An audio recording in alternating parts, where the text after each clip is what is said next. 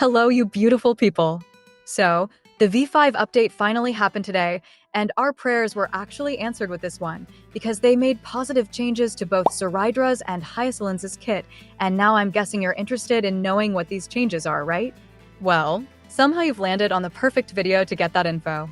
Today, I'll mainly go over all the latest changes that they made to both of their kits, and honestly, these changes seem decent overall. Cerydra was pretty much on a life support the entire time because of her particularly niche kit, but she finally got saved with these changes and her kit got some meaningful buffs.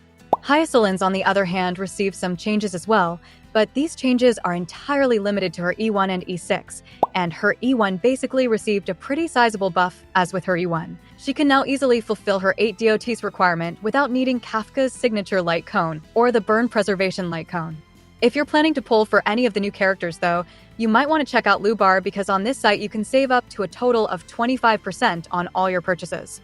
To give an example, I'll buy this 3280 Nyric Shard pack for $43, and this same pack costs me about $50 from the in-game shop. You can see that it's cheaper, right? For the top-up process, just enter your UID in this box and choose your respective server depending on your account. After waiting for a few minutes, I received my Jades with the double top-up bonus because it was my first purchase. If you use my link, which is in the description or the pinned comment though, you can get an extra 10% off on top of all the other discounts. Other than HSR, you can top up on Genshin as well using Lubar, and both of these games have quite a lot of 5-star reviews. Anyways, let me just mention the usual disclaimer that even though these changes and their kits are almost final, there is still a small chance that something gets changed upon release, so take all this info with a grain of salt. With that being said, let's begin without wasting any more of your time or energy. First of all, starting with Cerydra. Personally, I feel like she suffers really badly because of having a somewhat niche kit in a game where everyone and everything is universal.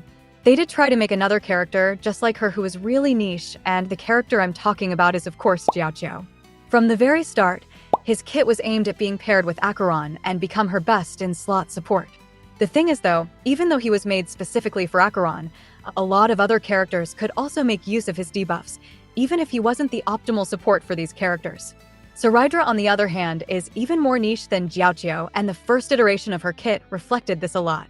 Now if we move on to her V3, they did buff her a little bit in these changes, but it was pretty underwhelming, because the only character who could use her V3 buff was phainon, as his ultimate departs all allies. Luckily in V5, this change got adjusted, and they also made 2 other pretty significant changes to her kit. Firstly, the resistance penetration that she provides is now universal, and any character can benefit from it. It's a pretty nice buff overall in my opinion, as it makes her entire kit seem a lot less niche. This is not all though, because taking a look at her second change, they kind of just made her deal even more damage by adding a totally new mechanic to her kit, and this mechanic is actually kind of cool.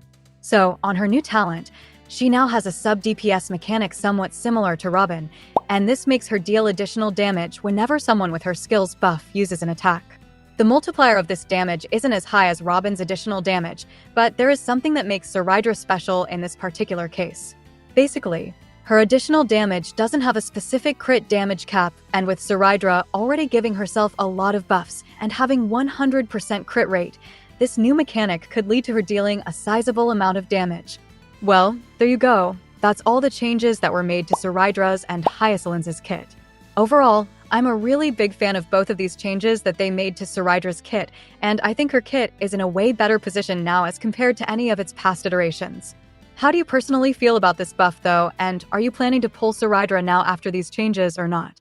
Also, I didn't mention it before as it gets annoying, but if you liked the video, then do consider subscribing.